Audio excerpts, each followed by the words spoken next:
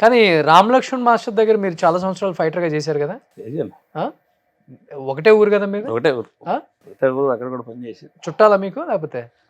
చుట్టాలేం కాదు కానీ అంతా ఒకటే ఊరు, కలిసి ఉండేవాళ్ళం కదా. ఎదురెదురు ఇల్లు. మా ఇద్దరు సంది రోడ్డే అడ్డం, ఆటోలో వాళ్ళ ఇల్లు ఇటు మా ఇల్లు ఊర్లో. వాళ్ళ దగ్గర కూడా పని చేశాను. ఎన్ని సంవత్సరాలు చేశారు? వాళ్ళ దగ్గర కూడా 5 ఏళ్ళు పని చేశాను. చేస్తూనే ఉంటాను, అప్పుడు వెళ్తూనే ఉంటాను. వాళ్ళు కూడా ఇప్పుడు కూడా వెళ్తూనే ఉంటాను. ఇప్పుడు వాళ్ళ దగ్గర మీరు కూడా స్టంట్లు చేశారా బద్రీ అన్నలాగా? బానే. కానీ మీ ఇద్దరు సమానంగా ఎదగలేకపోయారు ఎందుకు అక్కడ?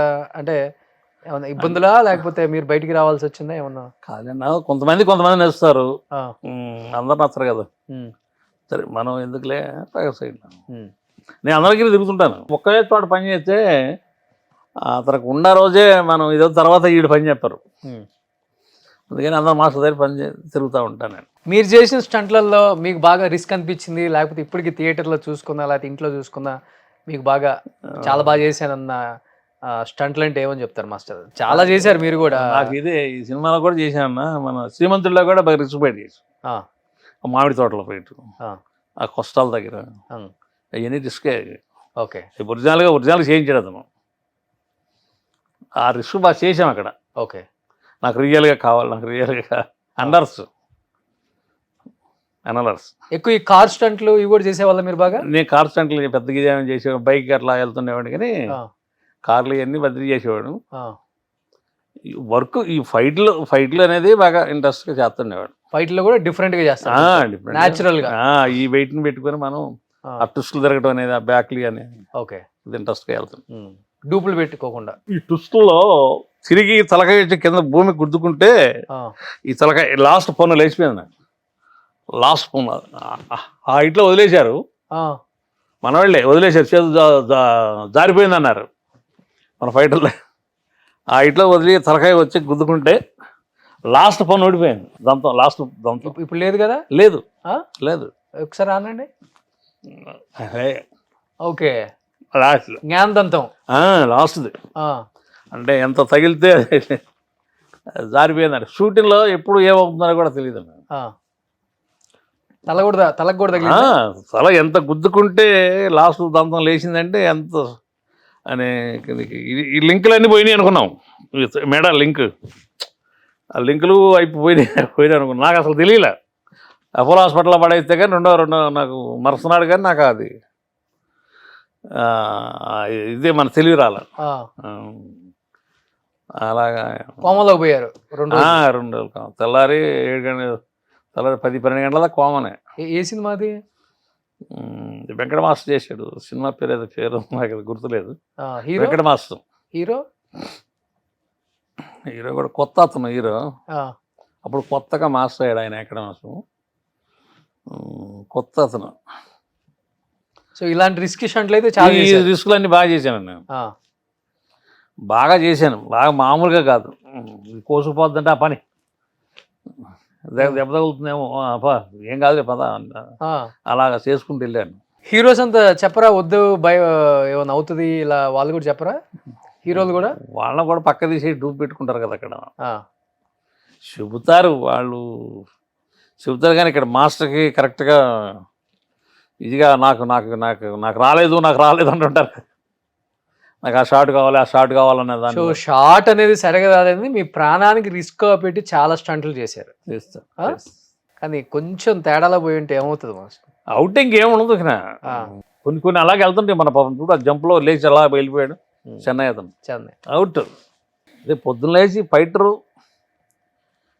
వెళ్ళాడు అంటే, లొకేషన్ పోయాడు అంటే సాయంత్రం దాకా ఎలా వస్తున్నాడు అనేది మనకి ఇంటికి వచ్చిందాక డౌట్లే. కానీ మహేష్ బాబు గారితో ఫైటింగ్ సీన్స్ ఉన్నాయంటే ఎలా ఉంటారు సెట్లో ఆయన? అసలుకి మహేష్ బాబు కూడా బాగానే, ఆయన బాడీ లాంగ్వేజ్ లాగా వెళ్తుంటాం కదా మేము. ఆయన కూడా అడుగుతుంటాడు కర్రేణి పిలవండి అంటాడు పాపం. ఆయనతో ఉండే చాలా సినిమా చేశాను మహేష్ బాబు. బాగుంటారా సెట్లో? బాగానే ఉంటాడు.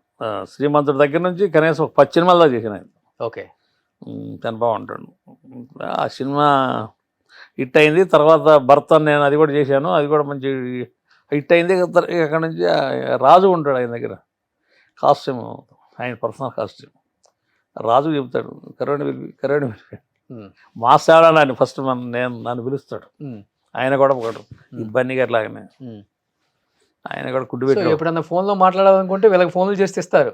వీళ్ళు ఉన్నారు కదా అసిస్టెంట్లు, అదే వాళ్ళకి వాడికి చేయి ఫోన్ వాడిని పిలుపుతానంట. ఆయన కూడా ఛానల్ కుట్టు పెట్టాడు బాబు. ఎవరు? మహేష్ బాబు. మీకా? ఓకే, పెట్టాడు. ప్రభాస్ ఆయనకి ఎప్పుడు వర్క్ ఉంటుంది కదా ఆయన దగ్గర ఎప్పుడు వర్క్ ఉంటుంది. చాలా చేసిన ఆయనతో ప్రభాస్. చాలా లవ్లీగా ఉంటాడు, చాలా బాగుంటాడు ఆయన. ఓకే, అన్నయ్య అంటాడు, చాలా బాగుంటాడు ప్రభాస్ గారు. అదే ఎప్పటి నుంచో చూస్తున్నారు కాబట్టి ఛానల్ అన్నయ్య అని ప్రేమగా పిలుస్తాడు. ఆయన ఒక్కడే అన్నయ్య అనేది. ఆయన ఒక్కడే ఆయన అంటాడు మన ఇతను మోహన్ గారు అబ్బాయి కూడా వాళ్ళ ఇద్దరు పిల్లలు కృష్ణ కానీ వాళ్ళిద్దరు కూడా బాగా అన్నయ్య అంట పిలుస్తుంటారు బాగా. చాలా సినిమా వాళ్ళకి ఫస్ట్ నుంచి చేసుకుంటూ వెళ్ళాం. ప్రభాస్ ఫస్ట్ సినిమా కూడా చేసాం. ఫస్ట్ సినిమా కాడి నుంచి ఈశ్వర్ కాడి నుంచి ఆ ఓల్డ్ జీటీ అంతా లగేజ్ అప్పుడు అక్కడి నుంచి ఆయనతో కంటిన్యూ చేశాను ఆయనతో కూడా. కానీ ఇప్పుడు pan India star, pan world star అయినా కానీ అన్నయ్య అని అంటున్నారు. ప్రేమ చూడండి, మాకు వాళ్ళకి ఉన్న మంచిదనే. సెట్లో బాగా చలాకీకుంటారా? బాగానే ఉంటాడు ప్రభాస్ గారు, బాగానే ఉంటాడు. సాహోల్ ఆ ఫైట్ సీన్ ఉంది కదా, ఫైట్ దగ్గర బాగా అడావిడిగా ఉంటాడు, చలాకీగా ఉంటాడు. ఓకే, ఈ మధ్య పాపం మీద కాలు కొంచెం ఇదైంది కదా ఆయనకి. కానీ ఈ మధ్య హీరోస్ కూడా చాలా మంది డూపులు లేకుండా మాక్సిమం వాళ్ళే చేస్తున్నారు కదా చాలా మంది. కొన్ని సీన్లు చేస్తున్నారు, కొన్ని సీన్లు రియాలిటీగా ఉండాలి చేస్తారు. కానీ ఇప్పుడు డూపులు ఎక్కువైపోయినాయి బాగా. ఎందులో ఆడే వచ్చేసుకుని వెళ్ళిపోతాడు. ఆ డైలాగ్ కూడా కనమా ఏదో రాయచ్చు. ఇప్పుడు మీరు కూడా చాలా మందికి డూబుల్ చేశారు కదా? చాలా మంది చేశారు. ఎవరెవరికి చేశారు మీరు? హీరోలకి ఇది కాదు కానీ నేను మీకు సూట్ అయ్యే వాళ్ళకి. ఇప్పుడు జయప్రకాష్ రెడ్డి చేసాను, చాలా నేను పర్మనెంట్ చేసేవాడిని. బాబుమోహన్ కూడా పర్మనెంట్. ఏదైనా రిస్క్ ఏదైనా చేసే కాడ చేసేస్తాను అన్నట్టు. సో బాబుమోహన్ గారికి మీరు, జయప్రకాష్ రెడ్డి గారికి మీ బాడీకి సూట్ అయ్యే వాళ్ళు. వీళ్ళకి చేశాను నేను బాగా, చాలా చేశాను. ఓకే, ఇస్తారన్నా రిస్కీ షాట్లు చేసినప్పుడు సపరేట్గా పేమెంట్లు కానీ? మీరు చేసిన హైయెస్ట్ రిస్కీ షాట్లకి ఎంత, ఒక 50,000 ఉంటుందా పర్ డేకి? ఇస్తారు. ఇక్కడ అది ఒక్కొక్క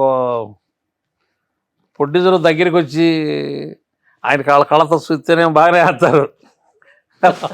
వాళ్ళు ఎక్కడో ఉండి ఏదో ఇచ్చింది ఇస్తారు. హైయెస్ట్ రెమ్యునరేషన్ తీసుకున్న సినిమా అంటే? నేను ప్రభాస్ దగ్గర చాలా తీసుకున్నాను.